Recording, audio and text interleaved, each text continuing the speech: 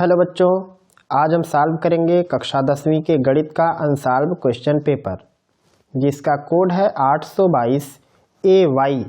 ये वर्ष 2022 में पूछा गया प्रश्न पत्र है और आज इस प्रश्न पत्र में हम क्वेश्चन नंबर 5 और उससे आगे के प्रश्नों को हल करने की कोशिश करेंगे। तो बने रहिए वीडियो में शुरुआत से लेकर के अंत तक, ताकि आपको हर एक बात बेहतर तरीके से समझ में आ सके। हम लोग सॉल्व कर रहे हैं कक्षा 10वीं के गणित का प्रश्न पत्र, कोड है 822 AY और आज इसका 5वां और उससे आगे का प्रश्न हल करना है। तो सबसे पहले जो प्रश्न लिए हैं वह 5वें का फर्स्ट पार्ट। प्रश्न क्या है? ग्राफीय विधि द्वारा दिखाइए कि रैखिक समीकरण 2x + 4y = 10 और 3x + 6y = 12 का कोई हल नहीं है। तो इसमें ग्राफ बना के दिखाना है कि कोई हल नहीं है। तो अगर दो समीकरणों का, जो कि रैखिक समीकरण है, अगर उनका कोई हल नहीं है, इसका मतलब होगा कि जब उनका ग्राफ बनाएंगे तो लाइन समांतर बनेंगी। अगर कहे दिखाओ कि अनंत हल है, तब जो लाइन बनेगा एक के ऊपर एक बनेगा। अगर कह दे इसमें कि केवल एक हल होगा तो दोनों लाइन एक दूसरे को एक बार काटेंगे। बस ये 3 कंडीशन होते हैं ग्राफ के द्वारा समीकरण को हल करने की। या तो ढेर सारे हल होंगे, या तो कोई हल नहीं होगा, या फिर केवल एक हल होगा। तो इसमें कहा है कि दिखाओ कोई हल नहीं है, मतलब दोनों समीकरणों को जब ग्राफ में कन्वर्ट कर देंगे तो समीकरण की जो लाइन बनेगी बिल्कुल पैरेलल बन जाएगी। तो आइए बना के देखते हैं इनको। सबसे पहला जो समीकरण है उसको लेते हैं। समीकरण है 2x + 4y = 10। ये पहला समीकरण है। इसमें किसी एक को एक तरफ और बाकी दूसरे को दूसरे तरफ करके हमें x या फिर y की वैल्यू निकालनी होती है। जैसे मान लो हमें x की निकालनी है तो सबसे पहले 2 से भाग कर सकते हैं सब में।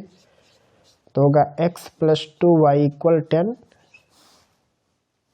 या x की वैल्यू होगी 10 - 2y। अब ऐसे एक बॉक्स बनाएंगे। इसमें कम से कम x की 3 वैल्यू और y की 3 वैल्यू कम से कम लेनी। 2 से भी बनाया जा सकता है, लेकिन कम से कम 3 लेना चाहिए। एक में लिखेंगे x और एक में लिखेंगे y। यहाँ पे y की कोई भी वैल्यू रखोगे तो x की वैल्यू मिल जाएगी। आप अपनी मर्जी से 0, 1, 2, 3, 4 कुछ भी रख सकते हो। कोशिश यही रहे कि बड़ी गिनती ना रखें, नहीं तो बड़ी गिनती रखेंगे तो बड़ा ग्राफ बनने लगेगा। तो यहाँ पे जैसे मान लो हम x की जगह पे 2 लिख दे, सॉरी y की जगह पे मान लो यहाँ पे हमने 2 लिख दिया, तो 2 का 2 में गुणा हो गया 4 हो जाएगा। 10 में से 4 जाएगा तो 6 बचेगा। y की जगह पे 3 लिख दें अगर यहाँ पे, तो 6 आएगा। 10 में से 6 जाएगा तो 4 बचेगा। ऐसे मान लो y की जगह पे 4 लिख दें, तो 10 यहाँ 4 लिखेंगे, 2 का 4 में गुणा 8 हो जाएगा। 10 में से 8 जाएगा तो 2 बचेगा। कम से कम 3 वैल्यू, ज़्यादा से ज़्यादा मर्जी आपकी, जो निकाल पाओ निकाल सकते। अब दूसरे समीकरण को लेते हैं। दूसरा समीकरण है 3x + 6y = 12। यहाँ पे इसमें 3 से भाग कर सकते हैं, तो होगा x + 2y = 6। 6 नहीं बल्कि 4 आएगा, क्योंकि 3 से डिवाइड करना है तो 4 आएगा। यहाँ पे x की वैल्यू क्या होगी? x की वैल्यू होगी 4 - 2y। यहाँ भी कम से कम 3 वैल्यू निकालनी है। एक में x, एक में y। यहाँ पे y की कोई भी वैल्यू रखो। जैसे y की वैल्यू मान लो 2 लिखते हैं, तो 2 में से 2 का गुणा 4, यहाँ आ जाएगा 0। कोई भी वैल्यू 1, 2, 3 कुछ भी। जैसे मान लो यहाँ पे हम 0 लिख दें y की जगह, तो 2 में 0 का गुणा 0, 4 में से 0 जाएगा तो 4 बचेगा। 1 लिख देते, तो 2 × 2, 4 में से 2 जाएगा 2। ऐसे कोई भी वैल्यू लिखी जा सकती है। माइनस में भी ले सकते हैं, इसमें प्लस में भी कोई फर्क नहीं पड़ेगा। अब इसको ग्राफ में कन्वर्ट करते हैं। एक x एक्सिस है और एक y एक्सिस। तो सबसे पहले इसमें देखो x 6 तक गया है मैक्सिमम, तो आपको 6 निशान लगा देने हैं। जैसे 1, 2, 3, 4, 5, 6। और y पे मैक्सिमम गिनती 4 तक की है, तो 4 निशान इस पे लगा देते हैं। 1, 2 3 4। पहले वाले को देखो, x पे 6 तक जाना है, y पे 2 तक जाना है, तो x पे 6 ये है और y पे 2 ये है। इसके सिधाई में आपको कोई पॉइंट मिलेगा, ग्राफ का जो पेज होता है उसके हिसाब से आप बनाओगे, तो यहाँ पे एक पॉइंट मिलेगा। दूसरा, x पे 4 तक जाना, y पे 3 जाना है, यह 4 और यह 3, इन दोनों को मिलाओगे तो लगभग आपको ये पॉइंट मिलेगा। फिर है x पर 2, y पे 4 है, x पर 2 है और y पे 4, इन दोनों को मिलाना है तो लगभग ये पॉइंट मिलेगा। तो इससे देखो इन तीनों को आप मिलाओगे तो एक लाइन बनेगी। ये होगा 2x + 4y = 10 का ग्राफ। अब इसको बनाते, x पर 0 लेना, y पर ये है x पर 0 y पर 2, तो एक पॉइंट ये हुआ। अगला है x पर 4 y पर 0 लेना, x पर 4 और y पे 0, मतलब इसमें y नहीं होना चाहिए, अगला बिंदु ये हो गया। फिर है x पर 2 y पर 1 है, x पर 2 और y पे 1, x पर 2 y पर 1, ये हुआ अगला बिंदु। इन तीनों को मिलाओ,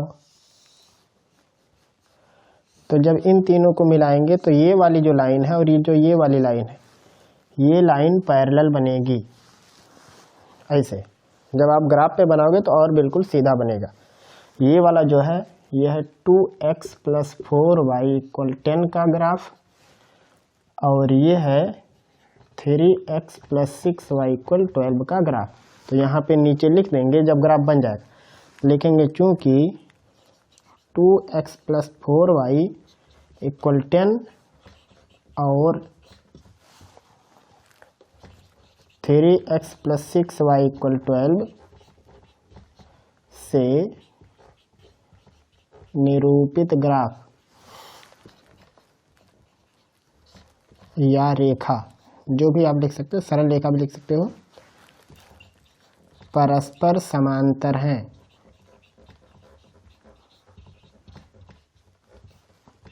अतः इनका कोई हल नहीं है। ये हुआ इस प्रश्न का आंसर। तो यही था क्वेश्चन नंबर 5वें का पहला खंड। आप इसे अपने कॉपी पर उतार लीजिए। अगला है 5वें का तीसरा खंड।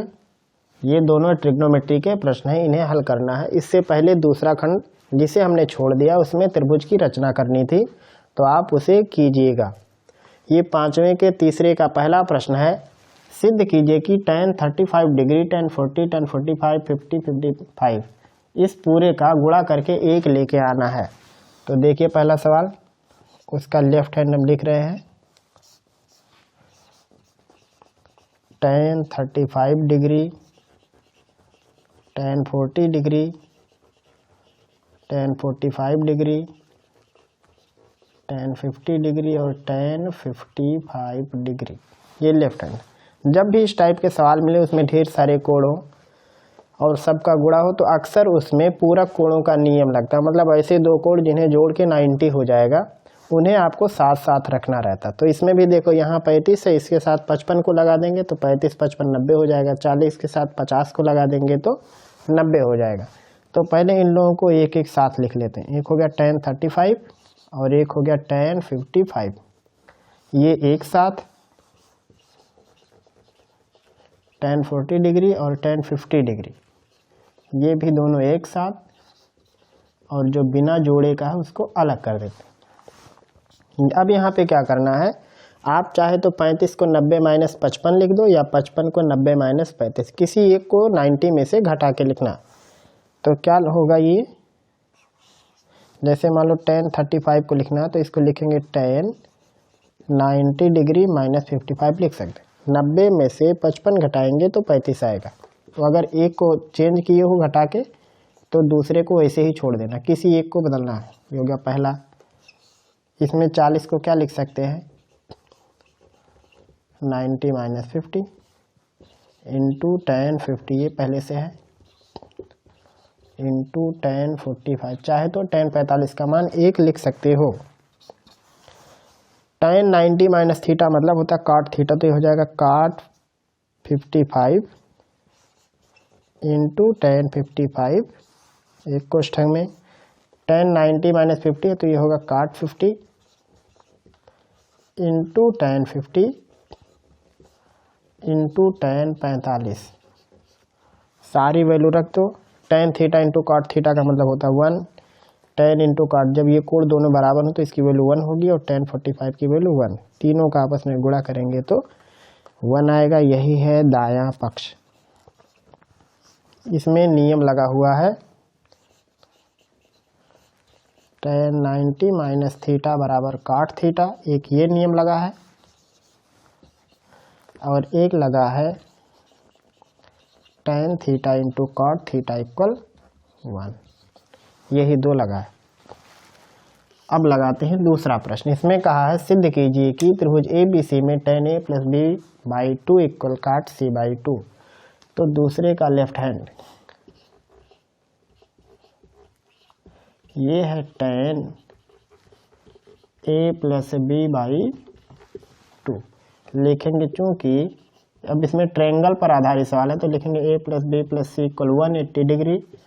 तो यहाँ से A प्लस B की वैल्यू होगी 180 डिग्री माइनस C, तो इस A प्लस B की जगह पे यही लिख देंगे, तो ये बन जाएगा tan A प्लस B की जगह लिखना है 180 डिग्री माइनस C बाई 2, फिर ये होगा tan 180 डिग्री के नीचे 2 लगा दो और C के नीचे भी 2, ये होगा tan 90 degree minus C by 2। अभी आपने यहाँ पे क्या लिखा, tan 90 माइनस थीटा मतलब cot theta, tan 90 minus theta ये C बाई 2, तो ये हो गया cot C बाई 2, यही है राइट हैंड साइड। तो ये हुआ क्वेश्चन नंबर 5 के तीसरे खंड का हल। आप इसे अपने कॉपी पर लिख सकते हैं। अगला प्रश्न है 5वें का चौथा खंड। यदि नीचे दी गई सारणी का समांतर माध्य 35 है तो विलुप्त बारंबारता ज्ञात कीजिए। ये प्रश्न है, इसके एक कॉलम में वर्ग अंतराल और एक कॉलम में बारंबारता दिया हुआ है और साथ में इसका समांतर माध्य भी मालूम है। तो समांतर माध्य का आपको इसमें वैल्यू निकालनी है, इस हिसाब से, इस चार्ट के हिसाब से आपको समांतर माध्य निकालना है और उसको इसके बराबर दिखाना है। तो सबसे पहले इस चार्ट का अगर समांतर माध्य निकालना हो तो आपको एक कॉलम और बढ़ाना पड़ता है, उसको कहते हैं पद और वो होता है x।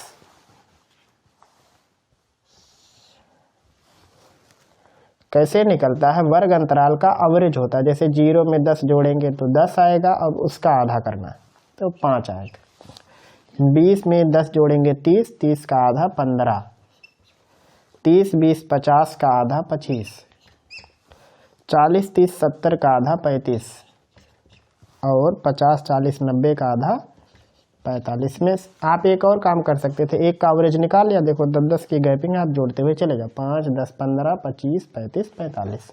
लेकिन ये उसी में करना जिसमें वर्ग अंतराल जहाँ पे खत्म हो रहा है, यानी एक का हायर लिमिट दूसरे का लोअर लिमिट, एक का हायर लिमिट दूसरे का लोअर लिमिट, जब इक्वल हो तभी डायरेक्ट आधा करना, नहीं तो पहले आप उनका ये वाला लिमिट बराबर करना।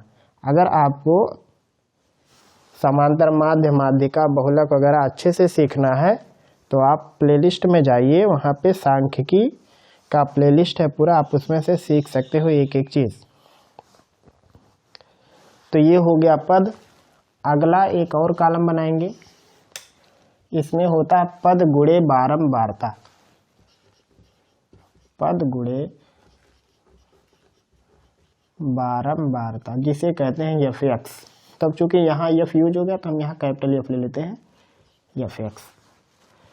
तो 6 का 5 में गुणा करेंगे तो 30 आएगा, 15 का f में गुणा करेंगे तो 15f आएगा, 6 का 25 में गुणा करेंगे तो 150 आएगा, 10 का 35 में गुणा करेंगे तो 350 आएगा और इसमें गुणा करेंगे तो 5 का 5 में 25 225।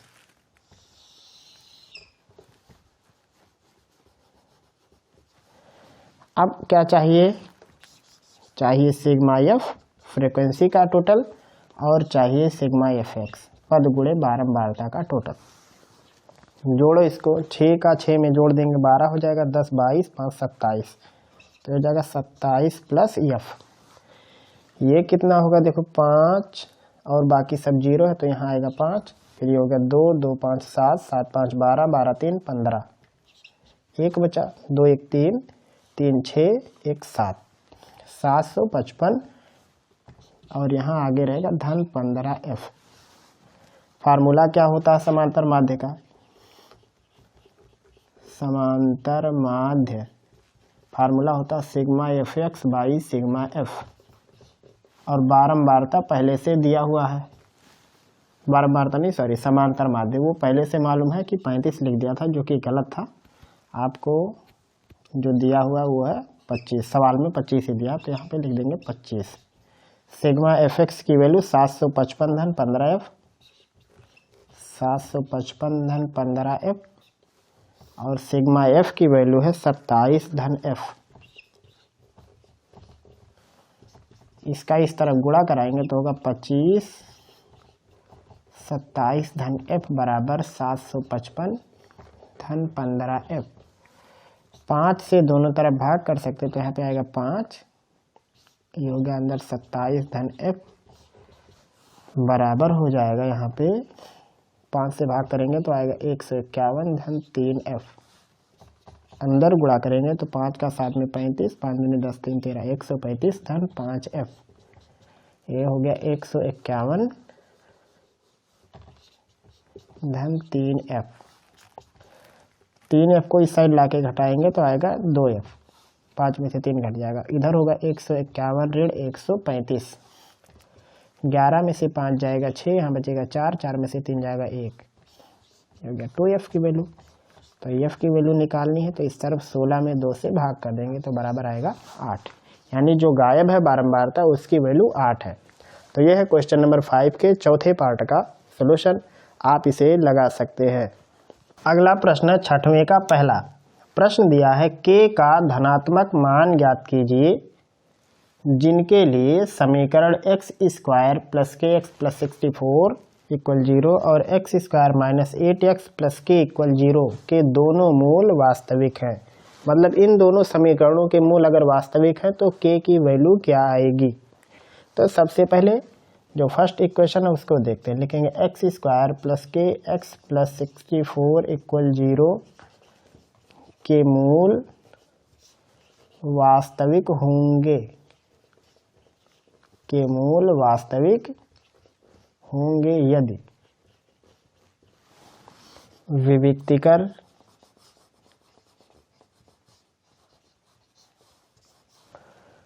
ग्रेटर आर इक्वल 0, जिसे d लिखते हैं, इसको d से भी दिखाया जाता है, यानी d ग्रेटर आर इक्वल 0।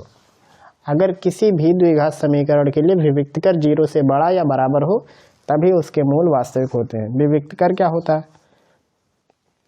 विविक्तिकर होता है बी स्क्वायर माइनस 4ac, यानी इसकी वैल्यू या तो 0 से बड़ी या तो बराबर आनी चाहिए।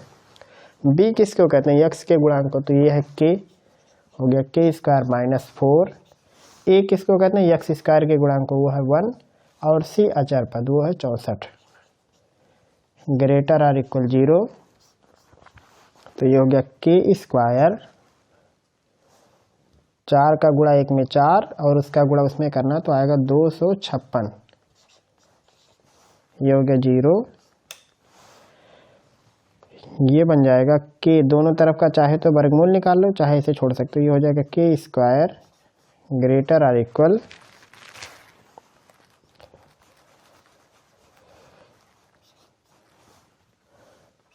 256, वर्गमूल निकालेंगे तो k की वैल्यू आएगी 16। वर्गमूल जो होता है प्लस माइनस दोनों में होता है, लेकिन ये वाली वैल्यू सही रहेगी। जब k की वैल्यू 16 के बराबर होगी तब x स्क्वायर धन के एक्स धन 64 बराबर 0 के मूल वास्तविक होंगे। अगला है x square minus 8x plus के इक्वल 0, इसके भी मूल वास्तविक होंगे तो वो भी लिख देंगे यहाँ पे, के मूल वास्तविक होंगे यदि,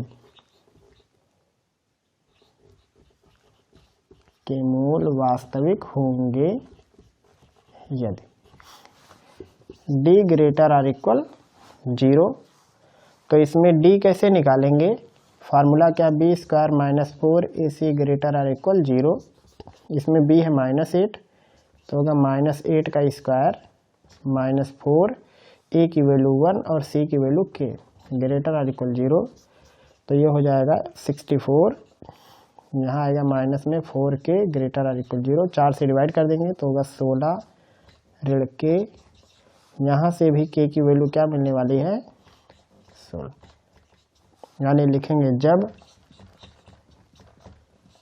k बराबर 16 तब दोनों समीकरणों के मूल वास्तविक होंगे। ये वाला उत्तर भी सही है, ये वाला भी सही है, या ये लिख दो ये भी सही, तीनों उत्तर इसके सही हैं। प्रश्न में था k का धनात्मक मान बताओ, जिसके लिए समीकरण x स्क्वायर धन k x धन 64 बराबर 0 और x स्क्वायर ऋण 8x धन k बराबर 0 के दोनों मूल वास्तविक होंगे। अगला प्रश्न है छठवें का दूसरा खंड। प्रश्न है, पानी की सतह से 14 मीटर ऊपर जहाज के डेक पर खड़े व्यक्ति का एक पहाड़ी की चोटी से उन्नयन कोण 60 अंश और पहाड़ी के आधार से अवनमन कोण 30 अंश, पहाड़ी की ऊंचाई तथा उसकी जहाज से दूरी ज्ञात कीजिए। तो सबसे पहले चित्र बनाएंगे। ये मान लेते हैं एक पहाड़ी और पानी की सतह पर 14 मीटर की हाइट पर जहाज का डेक है। जहाज माने पानी वाली जहाज। इस पे कोई व्यक्ति है, यहाँ से चोटी से उन्नयन कोण, मतलब जब चोटी को मिला देंगे तब जब उन्नयन कोण जो बनेगा वो दिया है, वो दिया हुआ 60 डिग्री।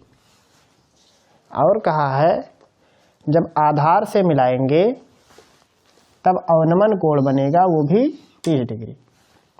ये वाला ये है 30 डिग्री। तो इसमें कहा है पहाड़ी की ऊंचाई भी बताओ और उसकी जहाज से दूरी बताओ। तो ये मान लो पहाड़ी है AB और जहाज की ऊंचाई है CD जो कि दिया हुआ 14 मीटर। ये वाली हाइट मालूम है, मान लेते हैं कि ये वाली हाइट जो है, ये वाली यहाँ से यहाँ तक पूरी ऊंचाई मान लो ये, अच्छा यही निकालना है। सपोज करो ABCD ये पॉइंट हो गया E, तो यहाँ पे मान लेंगे।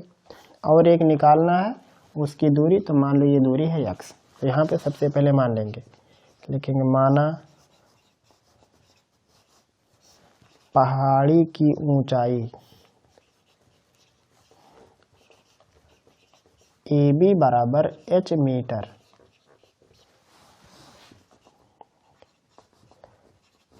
पहाड़ी से जहाज की दूरी AC बराबर x मीटर। अब यहाँ पे देखो दो ट्रायंगल हैं, एक ये है एक ये है, दोनों यूज कर सकते हो और दोनों करना भी है आपको। ये 60 डिग्री वाला ले लेते हैं एक बार 30 डिग्री वाला। तो 60 डिग्री वाले समकोण त्रिभुज का नाम क्या है, सबसे पहले उसको लिखेंगे।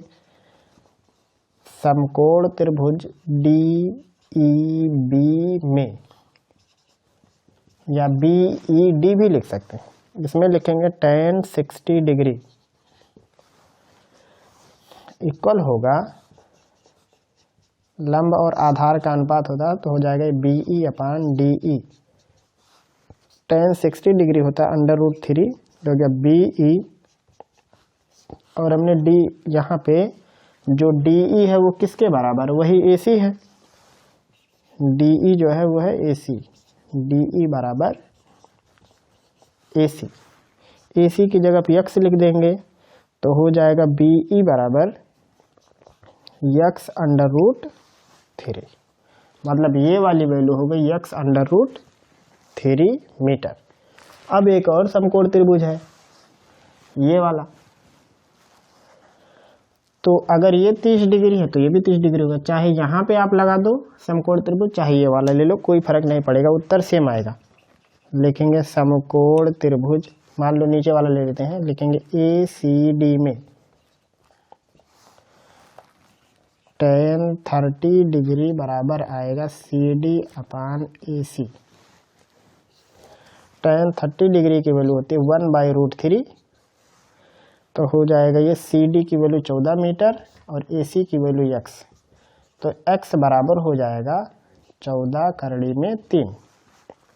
तो इस हिसाब से BE की लंबाई कितनी हो गई लिखेंगे, इसलिए BE बराबर, ये मान लो कोई इक्वेशन, ये इक्वेशन 1, ये इक्वेशन 2, तो जब BE में x की वैल्यू लिख देंगे 14 करड़ी में 3, तो क्या बनेगा 14 करड़ी में 3 और करड़ी 3 इसके आगे पहले से लगा था, देखो x√3, x की वैल्यू 14√3, वो वाली वैल्यू रख देंगे आप, तो √3 का √3 में गुणा 3 हो जाएगा, तो ये हो गया 42।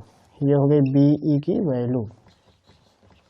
अब निकालना है पहाड़ी की ऊंचाई, तो पहाड़ी कौन है, AB है, लिखेंगे इसलिए पहाड़ी की ऊंचाई AB बराबर, AB किससे किससे मिलके बना है, AE से और BE से, जो AB है वो AE प्लस BE है। AE क्या है, AE की लंबाई है CD के बराबर, तो ये हो जाएगा CD प्लस BE। CD की लंबाई 14 मीटर, BE की लंबाई निकल गई 42 मीटर, जोड़ देंगे तो आएगा 56 मीटर। ये हो गई पहाड़ी की ऊंचाई। अब एक और कसर रह गया है, वो क्या है, वो है AC की लंबाई निकालना, तो यहाँ निकाल लेते हैं। देखो BE की वैल्यू मिल गई 42, तो x की वैल्यू निकाली जा सकती है, लिखेंगे समीकरण 1 में BE बराबर 42 रखने पर, रख देंगे तो BE की जगह पे 42 बराबर होगा x करड़ी में 3, या x बराबर हो जाएगा 42 बटे करड़ी में 3, करड़ी 3 से ऊपर नीचे गुणा होगा तो नीचे 3 बनेगा, ये हो जाएगा 42 करड़ी में 3 बटे 3, 3 से 42 को काट देंगे तो 14 आएगा, चाहे तो ये वाला, और यहाँ तो पहले से निकला ही था, जरूरत नहीं थी इसकी निकालने की। तो अगला उत्तर क्या हो गया, लिखेंगे पहाड़ी से जहाज की दूरी 14 करड़ी में 3 मीटर है। चाहे तो आप करड़ी 3 का मान 1.732 रख सकते हो। तो ये हो जाएगा क्वेश्चन नंबर 6, उसका दूसरा खंड। कैसे हल करना है ये लगा हुआ बोर्ड पर, आप इसे अपने कॉपी पर उतार सकते हैं। अगला प्रश्न 6वें का तीसरा पार्ट। एक ठोस खिलौना एक अर्धगोले के आकार का है जिस पर एक लंबवृत्तीय शंकु अध्यारोपित है। इस शंकु की ऊंचाई 2 सेंटीमीटर है और आधार का व्यास 4 सेंटीमीटर है। इस खिलौने का आयतन ज्ञात करो। फिर इसमें कहा अगर इसको एक लंबवृत्तीय बेलन से ढकते हैं चारों तरफ से तो खिलौने के आयतन और बेलन के आयतन के बीच का अंतर कितना होगा। तो सबसे पहले चित्र बनाते हैं। चित्र में है एक अर्धगोला, इसके ऊपर खिलौना पड़ा है, इसका व्यास है 4 सेंटीमीटर और इस पे 2 सेंटीमीटर ऊंचाई वाला एक शंकु पड़ा है ऐसे। और कहा है अगर इसको किसी बेलन से ढक दें, ये वाले को, या इसके परिवर्तित कहा है कि एक बेलन बना रहे हैं उससे इसको ढक दिया गया, यानी बेलन की कुल ऊंचाई इस खिलौने की कुल ऊंचाई के बराबर होनी चाहिए। ये हुआ अर्धगोला, ये हो गया इसका पूरा फिगर। सवाल में क्या है, जो ठोस खिलौना है वो अर्धगोले के आकार का है, इसके ऊपर एक लंबवृत्तीय शंकु है, अर्धगोले का व्यास 4 सेंटीमीटर, शंकु की ऊंचाई 2 सेंटीमीटर, और अगर इसको चारों तरफ से एक बेलन से ढक दिया जाए, यानी बेलन की कुल ऊंचाई खिलौने की कुल ऊंचाई के बराबर और त्रिज्या अर्धगोले के व्यास के बराबर कर देनी है। तो कहा है दोनों के आयतनों का अंतर निकालो, साथ में खिलौने का आयतन भी निकालो। तो क्या क्या दिया है, दिया है अर्धगोले का व्यास 4 सेंटीमीटर, लिखेंगे इसलिए अर्धगोले की त्रिज्या बराबर 2 सेंटीमीटर, और क्या दिया है शंकु की ऊंचाई शंकु की ऊंचाई, इसको एच से लिखते हैं, ये है 2 सेंटीमीटर, सवाल में पहले से दिया है। अब चूंकि शंकु इसी के ऊपर रखा तो शंकु की त्रिज्या भी 2 ही होगी। जब अर्धगोले की त्रिज्या 2 है, उसी के ऊपर शंकु है, पूरा ढक गया है, तो सेम त्रिज्या का होगा। लिखेंगे शंकु की त्रिज्या, ये भी है 2 सेंटीमीटर लिखेंगे। इसलिए खिलौने का आयतन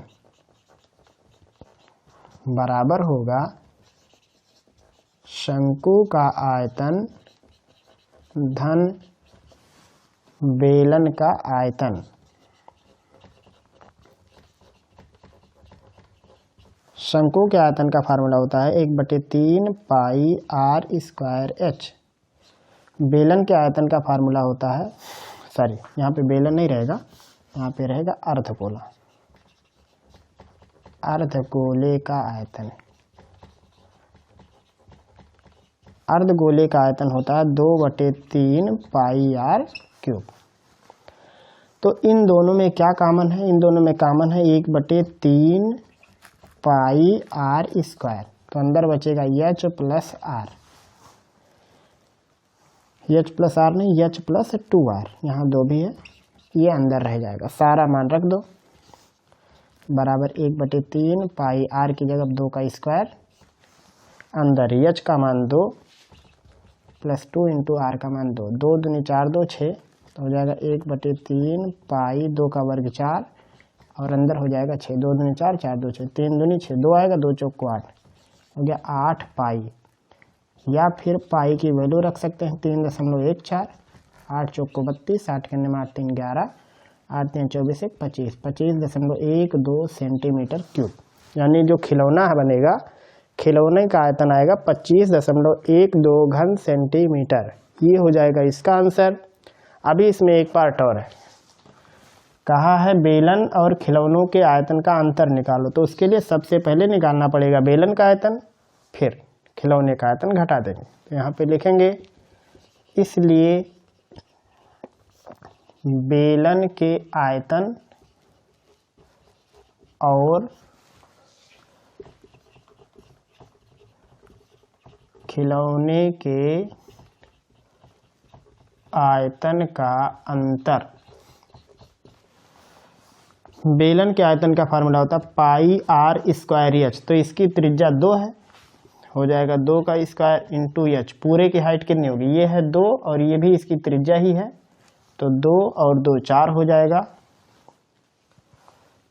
ये हो गया बेलन का आयतन, और खिलौने का आयतन पहले से निकल गया 25.12, तो ये हो जाएगा 2 दूनी 4, 4 चौक को 16, 16 पाई माइनस 25.12 हो जाएगा 16। और चाहे तो यहीं से देख सकते हो ये किसका मान है, 8 पाई का है, चाहे तो इसकी जगह 8 पाई लिख दोगे, 16 में से 8 जाएगा 8 बचेगा, तो मिला जुला के अंतिम उत्तर यही आएगा 25.12 घन सेंटीमीटर।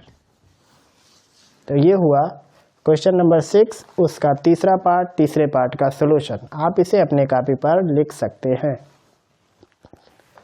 अगला जो प्रश्न है 6वें का चौथा प्रश्न, इसमें माध्यिका निकालनी है। तो हमने यहाँ पे पहले से चार्ट बना दिया है, एक कॉलम में प्राप्तांक है और एक में विद्यार्थियों की संख्या।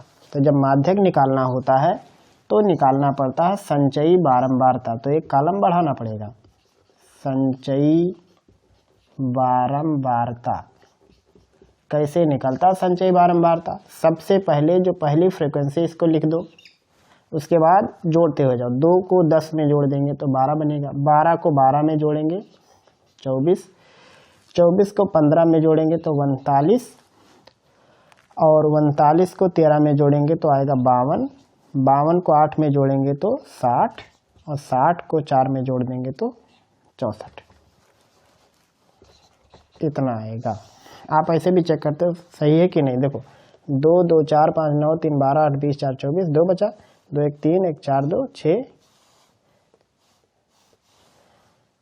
आप इधर से भी इसको चेक कर सकते हो, 2 2 10 12 12 12 24 24 और 15 39 39 13 52 8 60 4 64।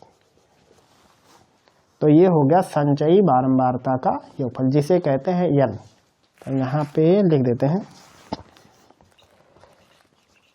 संचयी बारंबारता का योग।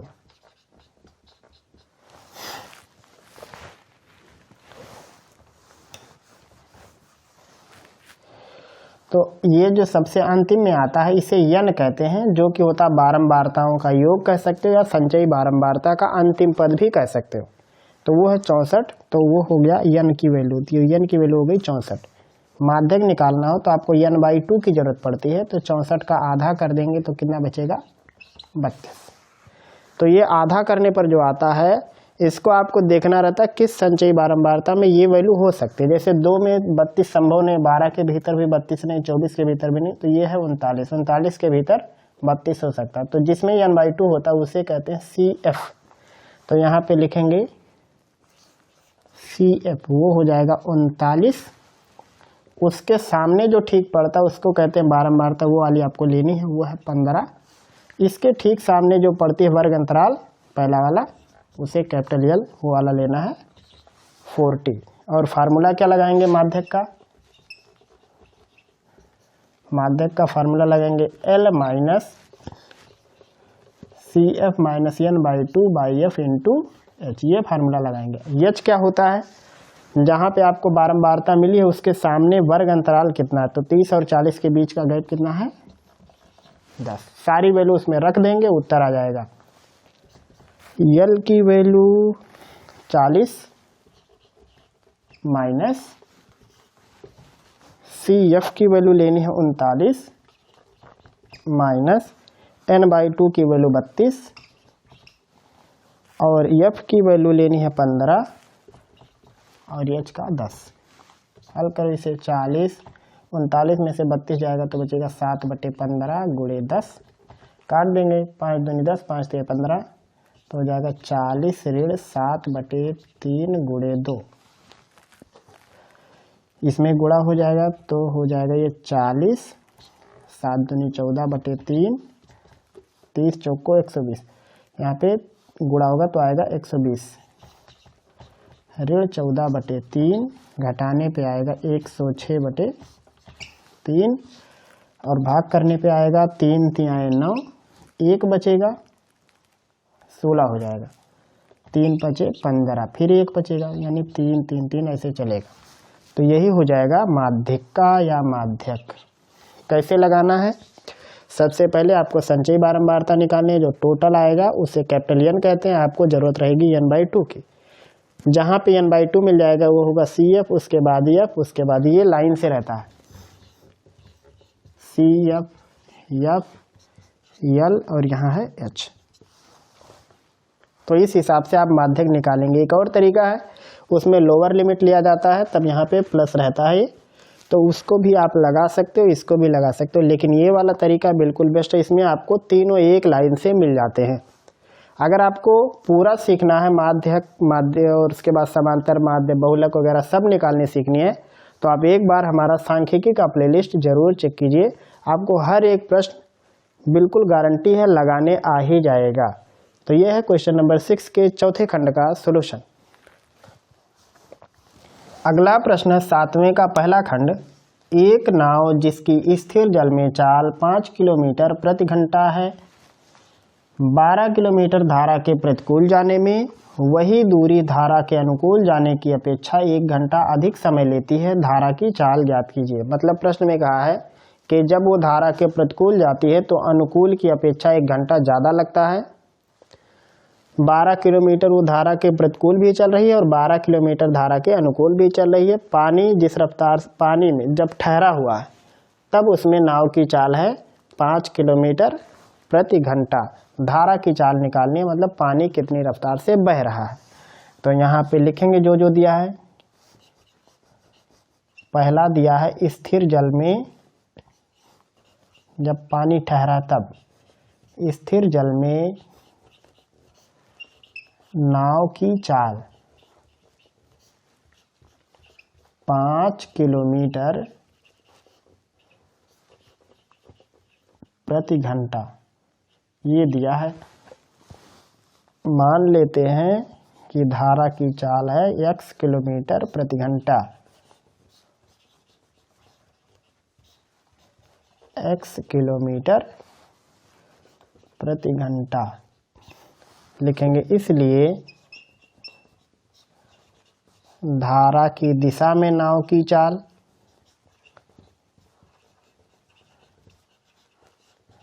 जब पानी के बहाव की दिशा में नाव चलेगी तो नाव की स्पीड में धारा की स्पीड जुड़ जाएगी। तो ये होगा 5 धन x किलोमीटर प्रति घंटा। अगला लिखेंगे धारा की विपरीत या प्रतिकूल।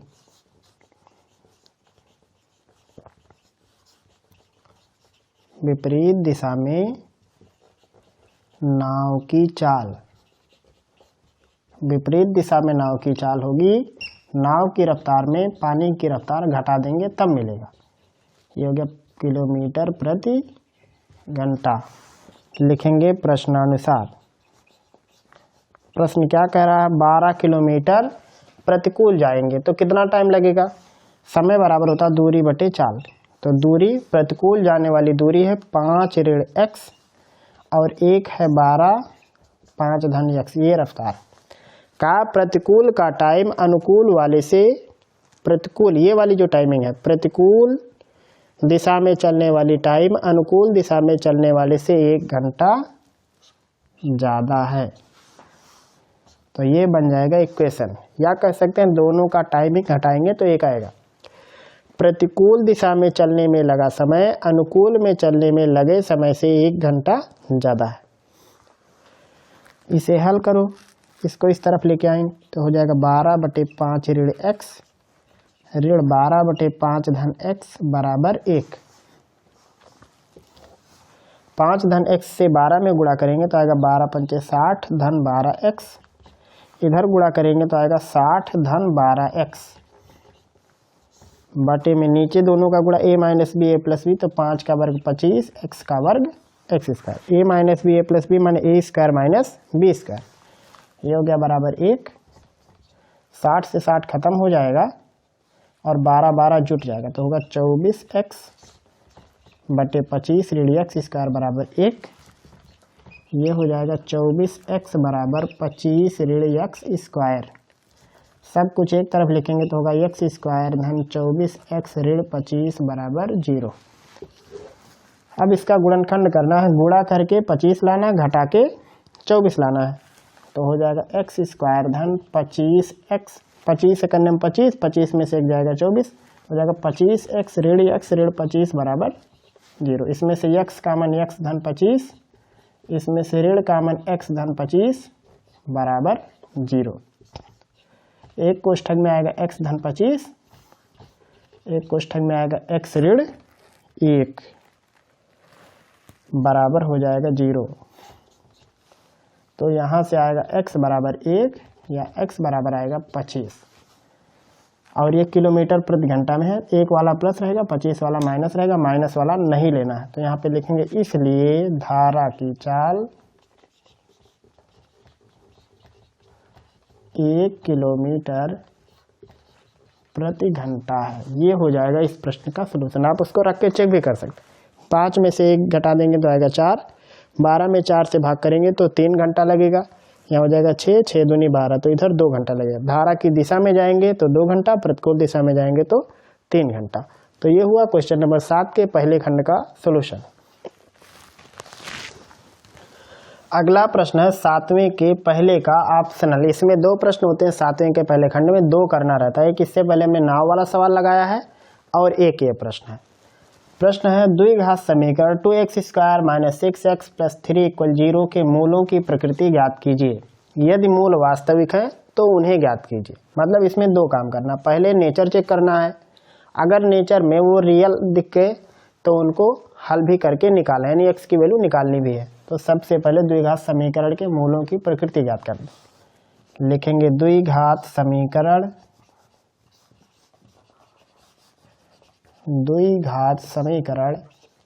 2x square minus 6x plus 3 equal 0 के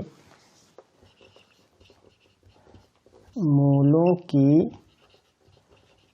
प्रकृति कैसे निकालेंगे। सबसे पहले आपको निकालना रहेगा d की वैल्यू। d का फार्मूला क्या होता है, बी स्क्वायर माइनस 4AC।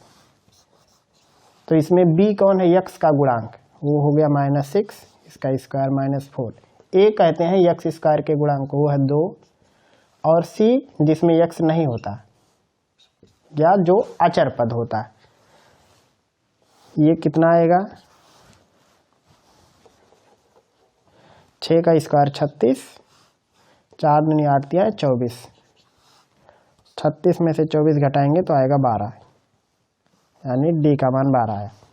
तो जब भी विविक्तिकर निकालो, इसको विविक्तिकर भी बोलते हैं, तो अगर विविक्तिकर 0 है या 0 से बड़ा है तो मूल वास्तविक होंगे, अगर माइनस में है तो मूल काल्पनिक होते हैं। तो यहाँ तो 0 से बड़ा आ गया, यहाँ पे लिखेंगे चूंकि d ग्रेटर देन 0, मतलब d की वैल्यू 0 से बड़ी है, इसलिए मूल वास्तविक है, मूल वास्तविक है। एक काम तो हो गया। अगला काम इसमें करना था कि अगर मूल वास्तविक हैं तो उन्हें निकालना भी है। तो यहाँ पे तो पता चल गया कि मूल वास्तविक है, तो अब हमें उन्हें निकालना भी है। तो लिखेंगे समीकरण के मूल, फार्मूला होता -b प्लस -√d/2a। यहाँ d को आप b स्क्वायर -4ac भी लिख सकते हो। माइनस b की वैल्यू -6 है, तो ये यहाँ पे लिख देंगे प्लस -√, d की वैल्यू 12i है, उसको रख देते हैं /2a, a की वैल्यू है 2, ये हो जाएगा 6 प्लस -√12/4। इसको अगर हल करें तो क्या मिलेगा, 6 धन ऋण, इसको लिख सकते हैं 2 करड़ी में 3/4, 2 से भाग करेंगे आगे 3 धन ऋण करड़ी में 3/2, ये हो जाएगा समीकरण का मूल। यही निकालना था। तो पहले चेक करना था इसकी प्रकृति जब भी चेक करनी रहे तो आपको विविक्तिकर निकालना है और देखना है 0 से बड़ा आ रहा है या छोटा। दूसरा, आपको इसमें कहा था कि अगर प्रकृति मिल गई तो आप इसे ज्ञात भी कीजिए, तो इस फार्मूले से निकाल लेना है आपको। तो ये हुआ क्वेश्चन नंबर 7 के फर्स्ट का ऑप्शनल पार्ट। अगला प्रश्न है 7वें का दूसरा, इसमें भी 2 खंड दिया हुआ, तो एक हमने लिख दिया चित्र में BD लंब AC, मतलब BD कोई लाइन है जो AC लाइन के ऊपर लंब है, तो यहाँ से आपको दिख भी रहा BD लंब है AC के ऊपर, और CE लंब है AB के ऊपर, CE लंब AB। तो सिद्ध करना है कि त्रिभुज AEC समरूप है त्रिभुज ADB के। तो सबसे पहले जो दिया उसे लिख देंगे, लिखेंगे दिया है BD लंब AC और दिया है CE लंब AB। अगला हेडिंग रहता है सिद्ध करना है, सिद्ध करना है, क्या सिद्ध करना है, त्रिभुज AEC समरूप है त्रिभुज ADB के। अगला हेडिंग रहेगा उपपत्ति, कैसे प्रूव करेंगे। तो सबसे पहले हम ये 2 समकोण त्रिभुज लेते हैं। मान लो ये पॉइंट है कोई, जैसे पॉइंट मान लो O है, तो लिखेंगे त्रिभुज ODC तथा त्रिभुज OEC में ये दोनों कोण बराबर होंगे क्योंकि ये दिया हुआ है।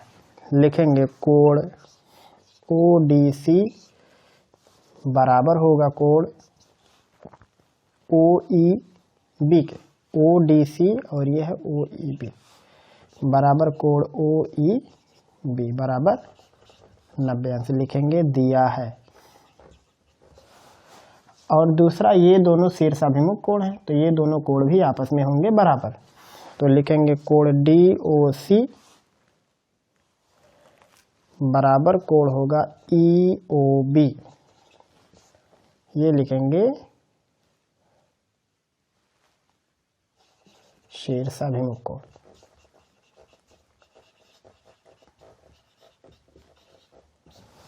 तो अगर किसी त्रिभुज के 2 कोण बराबर हो जाएं तो त्रिभुज होता है समरूप। तो लिखेंगे इसलिए त्रिभुज ODC समरूप त्रिभुज होगा OEB के। ये है एंगल थ्योरम, मतलब ये दोनों त्रिभुज समरूप हो गए। इसका क्या मतलब हुआ कि ये वाला कोण और ये वाला कोण भी आपस में बराबर होगा। तो लिखेंगे इसलिए कोण C बराबर कोण B। अब जिसे समरूप प्रूव करना उस पर चलते हैं। इसको निकालेंगे तो लिखेंगे त्रिभुज AEC तथा त्रिभुज ADB में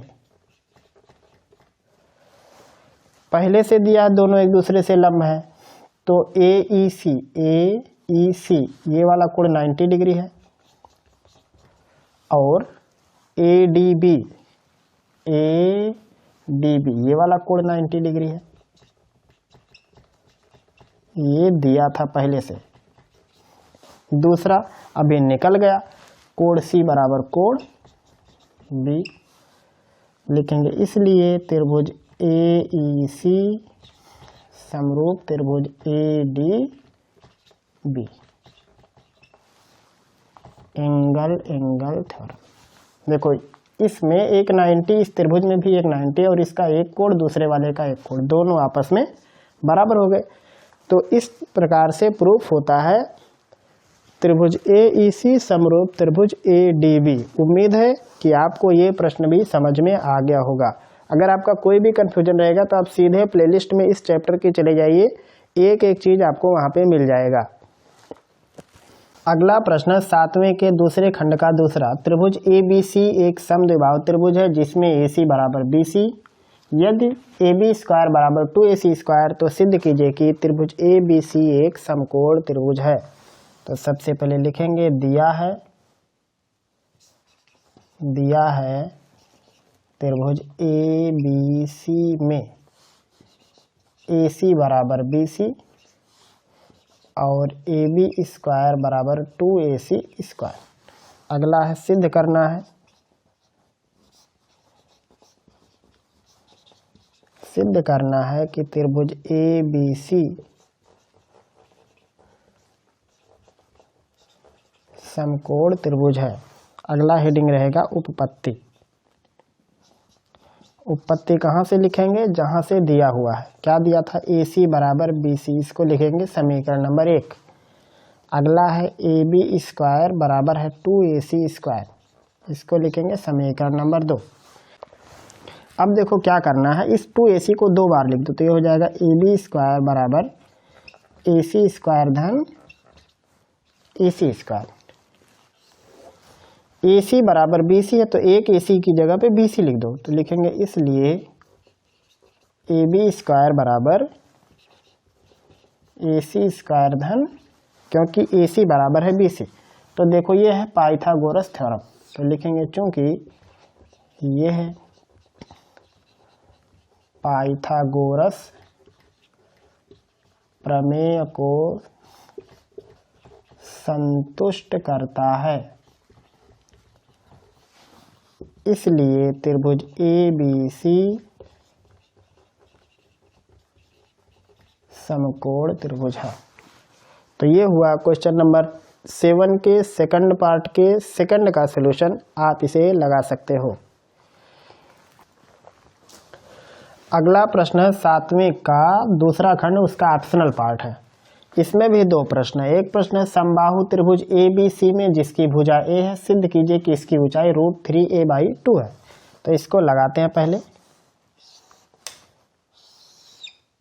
ये मान लेते हैं एक समबाहु त्रिभुज ABC और ये उसकी ऊंचाई, यहाँ से एक लंब डाल देते हैं D और ये मान लेते हैं ऊंचाई H।